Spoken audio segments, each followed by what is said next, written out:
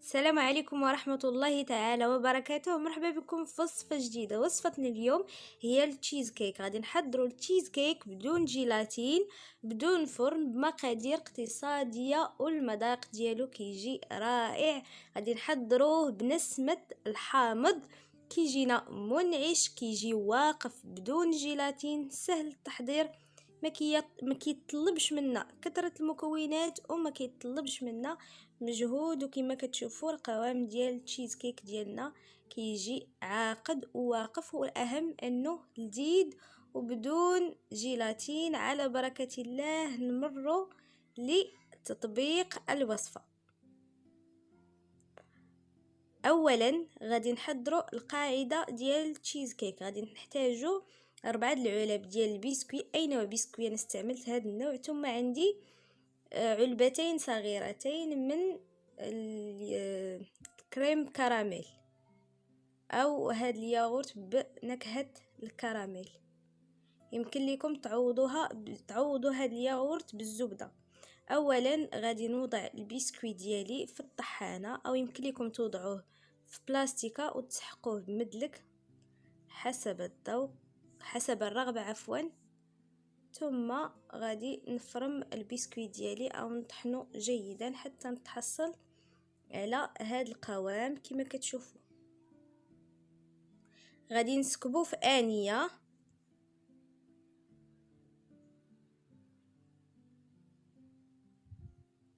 ثم غادي نضيف ليه داك دانون بنكهة الكراميل.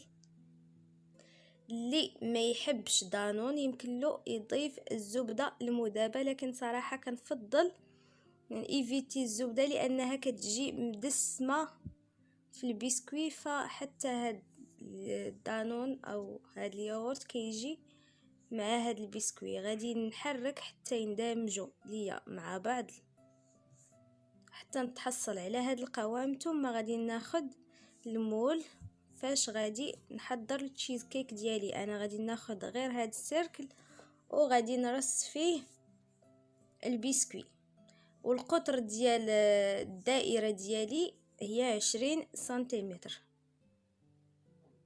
طبعا نتوما كتحكموا على حسب الارتفاع ديال التشيز كيك. كل ما كانت الدائرة وقطر الدائرة كبير او واسع كل ما كيجيكم التشيز كيك هابط. فانا التشيز كيك اللي غادي نحضر معكم غادي تكون طالعه. من بعد ما رصيته احتفظت به جانبا ونمروا لتحضير الكريمه. بالنسبه للكريمه غادي نحتاجوا ربع لتر من القشده الطريه. عندي هنايا الجبن 200 غرام عفوا، قليل من الحامض، حامضه واحده، وعندي 3 ملاعق من السكر. بالنسبه للقشده الطريه فراني كنستعمل هاد النوع، راها رخيصه وكتجي رائعه في الحلويات، فكنظن الثمن ديالها ما فايتاش 14 درهم.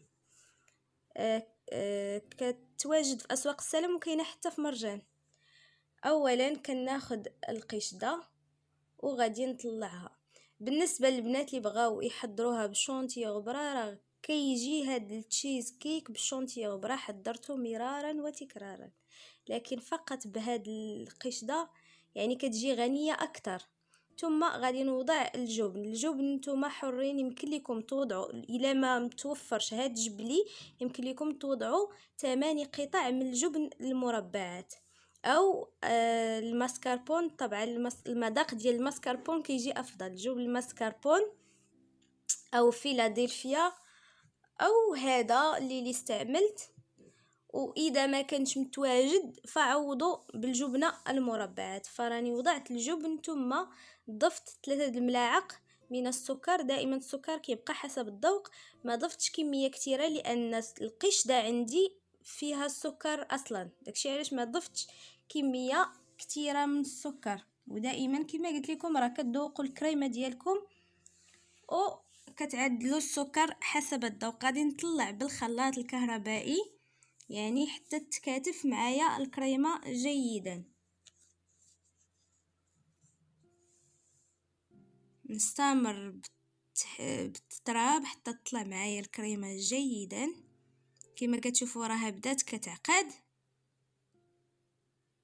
ثم في هذه المرحلة غادي نضيف عصير حامضة واحدة.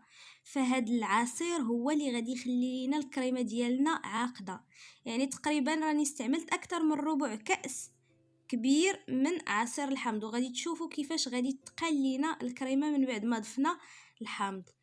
فهاد الحامض هو اللي كيلعب لينا دور الجيلاتين، كيخلي الكريمه ديالنا عاقده واقفه، وايضا كيعطيها واحد التوازن في الاسيديتي. كما كتشوفوا فراه الكريمه عاقده من بعد ما ضفت الحامض مباشره، تغير القوام ديال الكريمه. وكتذوقوا في هذه المرحله نشوفوا مستوى السكر واش مضبوط. بالنسبه لي انا الكريمه ديالي راها واجده ومستوى السكر مضبوط. هنايا كنجبد القرص اللي رصيت فيه البسكوي مسبقا، ثم غادي نوضع الكريمه. وضروري ان نضغطوا على الكريمه لاننا كما كتشوفوا الكريمه ديالنا خفيفه، ماشي خفيفه، واقفه عفوا، فيمكن تخلي ليا فراغات في الاسفل. ضروري نضغط باش يتملؤوا جميع الفراغات، وفاش نحيد القرص ديالي نتحصل على تشيز كيك اللي غادي تكون مفينيه. فطبعا التشيز كيك الاصل التشيز كيك كتكون اللي فيها الجيلاتين ما كتكونش طالعه، ما كتكونش الكريمه واقفه على هذا الشكل، فبسهوله كيمتلئوا جميع الفراغات وكتجينا مفينيه. لكن هذه بما اننا ما استعملناش فيها الجيلاتين فراه الكريمه واقفه. كما شفتوا شاط ليا قليل من الكريمه، غادي نوضعها في ديفيغين مع بسكوي كنفرتت، ونحتفظ بالتشيز كيك ديالي جانبا. ونمروا لتحضير اخر طبقه. غادي نحتاجو نصف كاس من عصير الحامض، ونصف كاس من الماء، وعندي 4 الملاعق من السكر، وكيس من الفلون. انا استعملت الفلون بنكهه الفانيليا، اذا كان الفلون بنكهه الحامض يفضل. هنايا انا ضفت نصف كأس من الماء على نصف كأس من عصير الحامض، وضعتهم في كسرولة، وغادي نضيف لهم 4 الملاعق كبار من السكر، وغادي نضيف لهم فلون بنكهة الفانيليا. طبعا كما قلت لكم اذا كان الفلون بنكهة الحامض يفضل. وغادي نحرك جيدا حتى يندمجوا ليا او يذوب ليا الفلون.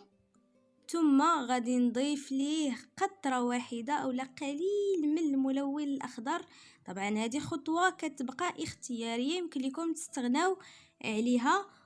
وغادي نضيف ايضا ملعقه صغيره من النشا، عفوا ما صورتهاش لكم في الفيديو، لكن ضفت ملعقه صغيره من النشا، وغادي نوضع الكل فوق النار حتى يغلى ليا. كما شفتوا من بعد ما غلى ليا الخليط كيولي على هذا الشكل، فكنخليه حتى كيدفى شويه، ثم غادي نبدا بالتوزيع ديالو على التشيز كيك ديالنا.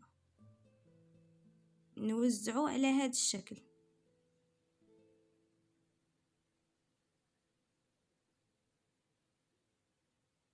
من بعد ما غادي نكون وزعته جيدا، غادي ندخل التشيز كيك ديالي للثلاجه حتى يبرد ليا تماما. بالنسبه ليا انا خليته 3 سوايع حتى برد ليا تماما. ثم يمكن لكم تزينوه تزيين كيبقى حسب الرغبه. هنايا من بعد ما فرغت كل الكميه،